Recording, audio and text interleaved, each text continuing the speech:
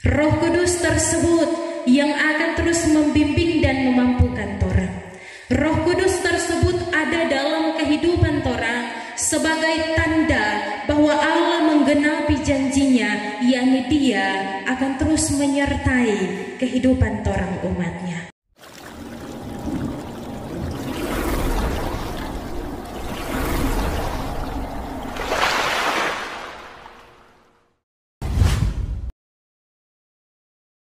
Salam sejahtera untuk kita semua, shalom.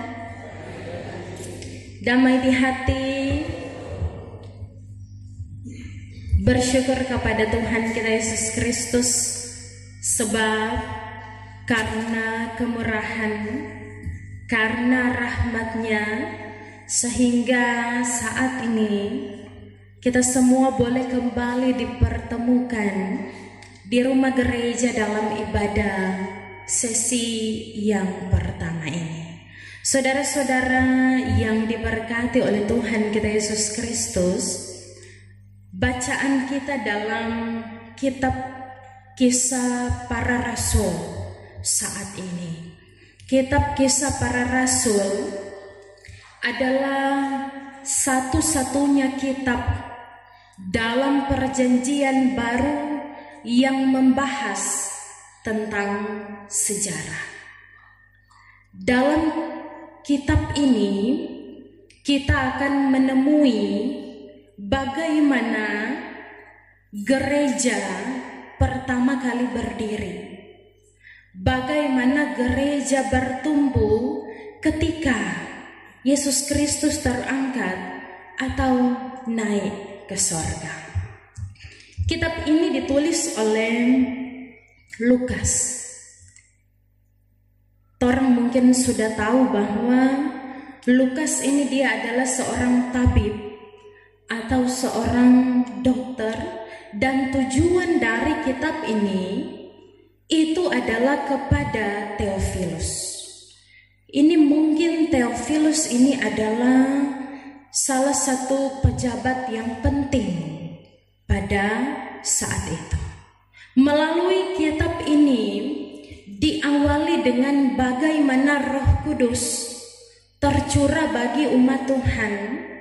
Kemudian di dalamnya orang akan menemui tentang para rasul yang dengan detail diceritakan atau dibahas oleh Lukas dalam kitab ini. Bagaimana pekerjaan pelayanan yang mereka lakukan, yang tidak hanya berdiam di satu tempat tetapi berpindah-pindah tempat. Tetapi juga di dalamnya diceritakan bagaimana jemaat mula-mula gereja pertama terus berjuang, tetapi juga mereka bertahan di tengah banyaknya ancaman, aniaya yang mereka terima saat itu. Tetapi gereja Tuhan tetap bertumbuh, dan sungguh ini memperlihatkan bagaimana Roh Kudus bekerja bagi kehidupan umatnya. Saudara-saudara yang dikasihi dan diberkati oleh Tuhan kita Yesus Kristus, bacaan kita dalam Kisah Para Rasul pasal 18 ayat 18 sampai dengan 28 ini menceritakan tentang Rasul Paulus, Apolos, Aquila dan juga Priscilla. Ini Aquila dan Priscilla, mereka adalah suami istri yang luar biasa memberikan kehidupan mereka untuk kemudian bisa ada dalam pelayanan, menopang pelayanan daripada Rasul Paulus tetapi juga Apolos saat itu. Melalui Alkitab, orang tahu bagaimana Rasul Paulus dahulu, sebelum dia menjadi orang percaya, begitu gelap kehidupan yang dijalani oleh Rasul Paulus ini. Dia menangkap tetapi juga membunuh orang-orang yang percaya saat itu. Tetapi kemudian dalam perjalanannya ke Damsyik, Tuhan menampakkan diri kepada Paulus ini. Tuhan memberikan peringatan, tetapi juga Tuhan mengubahkan kehidupan daripada Paulus. Dari yang awalnya DP nama Saulus, kemudian berubah jadi Paulus. Dari awalnya dia yang nyandak percaya, kemudian dia bisa menjadi orang percaya. Bahkan dia menjadi orang yang sungguh taat dan setia untuk melayani Tuhan, memakai kehidupannya untuk hormat dan kemuliaan nama Tuhan. Orang juga sering mendengar bagaimana kesaksian Alkitab tentang apa saja yang dialami oleh Rasul Paulus ini dalam pelayanannya. Penganiayaan juga dia terima, termasuk dia dimasukkan dalam penjara bukan karena satu kejahatan yang dia lakukan, tetapi karena kabar sukacita, kabar baik, kabar benar yang dia beritakan. Tetapi saudara-saudara, luar biasa hal tersebut tidak membuat dia menjadi takut ataupun gentar, karena satu hal yang dia tahu adalah bahwa dia menyampaikan hal yang benar, dia menyampaikan hal yang baik, dia menyampaikan kabar sukacita yang akan memberkati banyak orang, termasuk memberkati orang semua yang ada pada zaman sekarang ini. Saudara-saudara, ketika orang membaca dalam ayat 18 sampai dengan ayat 23, di situ menceritakan perjalanan Paulus bersama dengan Aquila dan Priscilla yang selalu mengikuti ini Paulus. Mereka hendak pergi ke Antioquia, tetapi kemudian setelah mereka sampai di Efesus, hanya Paulus seorang diri yang melanjutkan perjalanan. Jadi Aquila dan Priscilla ini mereka tetap tinggal di Efesus. Kemudian di Efesus ini dalam ayat 24 sampai 28 datang ini Apolos. Ini Apolos ini adalah seorang yang sangat pintar. Apolos ini adalah orang yang mengetahui tentang kitab suci. Bahkan dia menerima pengajaran tentang jalan Allah. Namun pengajaran yang diterima oleh Apolos ini itu hanya tentang baptisan Yohanes. Itulah mengapa ketika Apolos ini dia memberitakan tentang jalan Tuhan ini, tentang kabar baik ini, dan didengar oleh Aquila dan Priscilla yang saat itu juga ada di Efesus. Selesai Apolos memberitakan, berbicara di depan umum, ini pasangan suami istri Aquila dan Priscilla mengajak Apolos ini untuk pergi ke rumah mereka dan semakin memberikan pemahaman kepada Apolos tentang jalan Tuhan. Ketika menerima bimbingan, pengajaran daripada suami istri ini, Apolos menjadi semakin semangat. Bahkan dia menjadi orang yang sangat berguna. Dia adalah orang yang menentang keras pengajaran yang bertolak belakang dengan apa yang diajarkan oleh Yesus Kristus. Dia selalu memberikan bukti bahwa benar Yesus Kristus adalah Mesias. Nah, saudara-saudara, itu berarti baik Rasul Paulus, Apolos, tetapi juga Aquila dan Priscilla, mereka adalah orang-orang yang sama, memberitakan tentang pengajaran Yesus Kristus, memberitakan tentang Injil Tuhan. Mereka adalah orang-orang yang memberi diri untuk ada dalam pekerjaan pelayanan bagi kemuliaan nama Tuhan.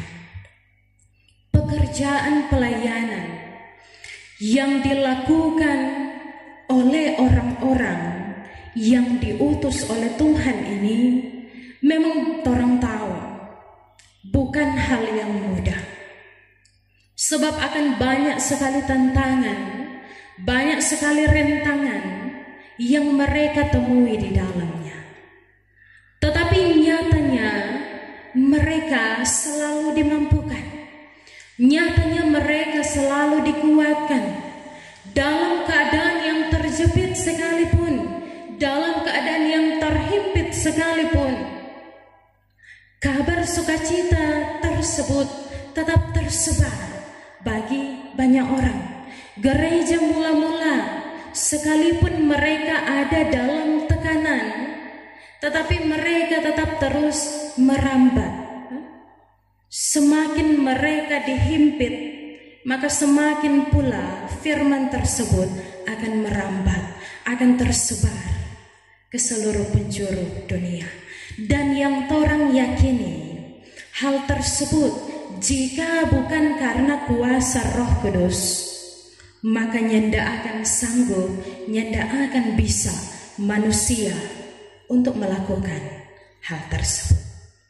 Saudara-saudara, maka ketika orang melihat bagaimana yang dilakukan oleh Paulus, Apolos, Aquila, tetapi juga Priscilla ini, maka orang semua juga yang saat ini mendengarkan tentang kabar baik ini, yang telah menerima tentang Injil, orang diajak untuk bukan hanya menjadi pendengar, tetapi juga orang dapat menjadi pewarta, menyebarkan tentang kebenaran firman ini. Orang nyanda harus berdiri di atas mimbar, orang nyanda harus berkhotbah di atas mimbar untuk orang menebarkan tentang Injil, untuk orang mewartakan tentang kabar baik. Hal yang paling efektif yang dapat orang lakukan adalah dengan cara hidup sehari-hari. Bagaimana orang menjalani kehidupan ini, itu adalah satu surat terbuka.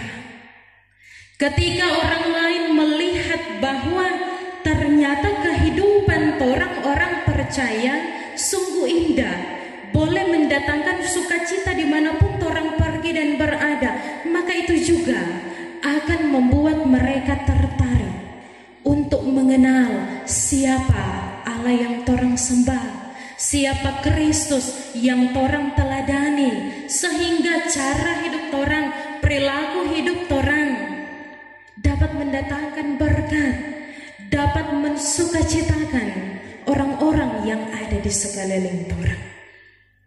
Tentu ini harus dimulai dari lingkungan terkecil kita. Apa lingkungan terkecil kita? Yaitu keluarga. Saudara-saudara, tema perenungan kita di saat ini ialah peran suami istri mengajar tentang jalan Allah. Dari tema tersebut sudah sangat jelas bahwa di sini menuntut bagaimana peran suami dan istri, peran orang tua, peran orang-orang dewasa dalam mengajarkan tentang jalannya Tuhan. Ketika dalam rumah tangga suami istri hidup rukun dan damai, baku-baku baik,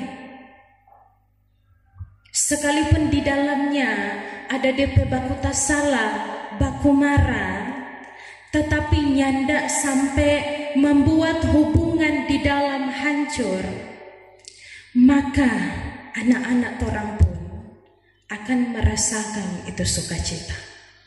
Torang pe anak-anak juga pasti akan merasakan itu damai sejahtera.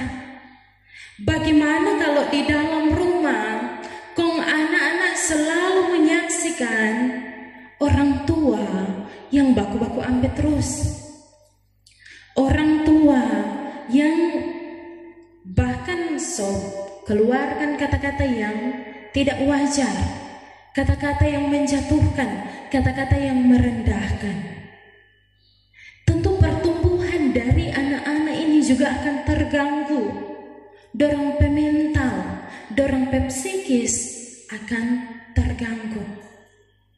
Pasti berbeda anak-anak yang lingkungan hidupnya ada dalam keluarga yang penuh dengan damai sejahtera, keluarga yang penuh dengan sukacita, dengan anak-anak yang DP keluarga kalau orang mau bilang hancur, yang DP keluarga nyandak menanamkan hal-hal baik di dalamnya.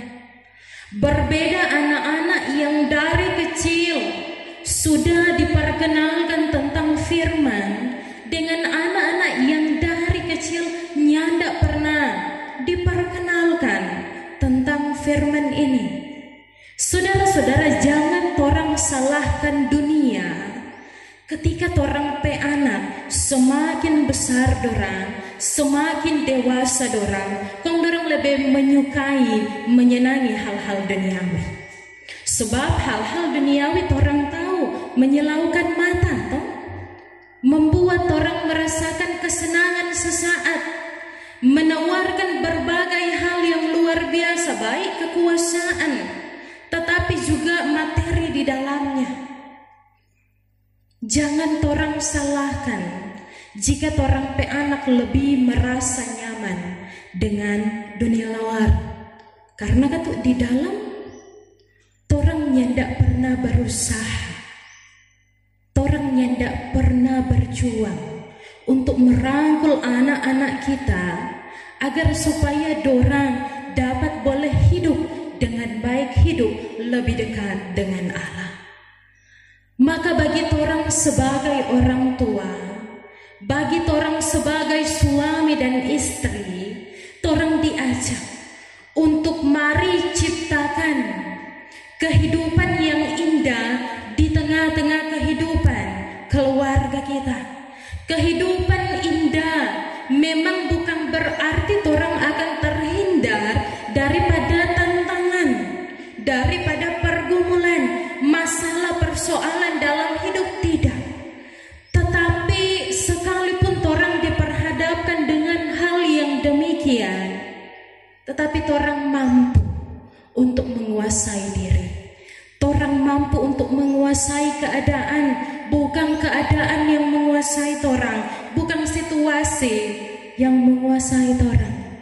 Bagaimana itu damai sejahtera, apa yang dipelajarkan, apa yang diberikan oleh Allah, itu torang terapkan dalam hari-hari kehidupan kita. Tetapi juga sebagai anak-anak, anak muda, torang terajak untuk mari senantiasa juga torang berusaha untuk mendekatkan diri kepada Tuhan, hidup takut akan Tuhan. Sekalipun mungkin torang pe contoh, torang pe teladan, torang pe orang tua, orang dewasa, keluarga yang ada di sekeliling torang nyandak memberikan contoh yang terbaik, tetapi torang juga bertanggung jawab atas kehidupan yang torang jalani. Berusaha untuk tetap terus mencari Tuhan, berusaha untuk tetap terus mencari Allah, agar supaya hidup yang torang jalani dapat selalu menyenangkan Allah. Dari bacaan di saat ini juga torang bisa belajar dari apa yang dilakukan oleh Aquila dan Priscilla. Ketika dorang lihat ini Apolos memberitakan tentang kabar baik tersebut. Ternyata Apolos belum terlalu tepat memberikan kabar tentang jalan Allah, jalan Tuhan tersebut. Ini Aquila dan Priscilla menunggu Apolos selesai berbicara di depan umum. Dorang panggil ini Apolos untuk datang ke rumah mereka, baru dorang lebih menjelaskan secara mendalam tentang jalan Tuhan ini. Apa yang bisa dorang teladani? Yaitu ketika dorang betul-betul ingin menegur seseorang demi for dorang kebaikan, maka dorang harus lakukan itu secara empat mata, ataupun setidaknya nyandak di muka umum. Karena sesungguhnya teguran yang torang berikan di muka umum mungkin torang petujuan agar supaya apa yang dia sampaikan jadi baik, jadi bagus. Tetapi tanpa torang sadari itu bisa mempermalukan orang yang torang tegur. Teguran yang baik adalah ketika disampaikan di saat nyendak banyak orang mendengar, sehingga orang yang ditegur pun akan menerima apa yang disampaikan. Itu biasanya orang kalau torang tegur, torang kasih nasihat di muka umum, karena dia rasa dia sudah dipermalukan, pasti dia akan berusaha membantah apa yang torang nasihatkan, apa yang torang tegur, sekalipun dia tahu hal tersebut betul. Karena dia rasa DP harga diri sudah direndahkan, dia rasa dia dipermalukan, maka untuk membela diri dia membantah apa yang dikatakan. Oleh karenanya jika torang betul-betul ingin bertindak baik bagi orang lain, dalam artian memberikan teguran bagi orang lain, lakukanlah itu dengan cara yang benar. Lakukanlah itu dengan cara yang baik. Firman Tuhan di hari ini senantiasa mengingatkan bagi torang semua yang hidup di zaman sekarang ini. Torang yakin dan percaya Injil boleh sampai ke tanah Minahasa oleh para sending, oleh para misionaris, itu bukan karena kuat dan gagahnya mereka, tetapi karena pekerjaan Roh Kudus yang luar biasa memampukan mereka. Maka orang semua juga yang ada di zaman sekarang ini yang telah menerima tentang kabar baik itu, orang juga memperoleh Roh Kudus tersebut. Roh Kudus tersebut yang akan terus membimbing dan memampukan orang. Roh Kudus tersebut ada dalam kehidupan orang sebagai tanda bahwa Allah menggenapi janjinya, yakni Dia akan terus menyertai kehidupan orang umatnya. Maka jangan orang takut, jangan orang ragu. Untuk apapun yang akan orang hadapi ke depan, percayakan saja itu kepada Tuhan. Kalau orang mau memberitakan tentang kabar sukacita, kabar baik, maka orang pasti akan terus disertai. Orang pasti akan dibuat berhasil. Kalau orang mau merubah orang petindakan agar supaya semakin banyak orang yang menerima kabar baik itu, semakin banyak orang yang merasa terberkati dengan hidup yang orang jalani, maka Roh Kudus juga pasti akan memampukan orang untuk melakukan hal tersebut. Tidak mudah memang. Nyandak semudah orang membalikkan telapak tangan untuk bertindak sesuai dengan apa yang Tuhan kehendaki. Sekali lagi bukan hal yang mudah.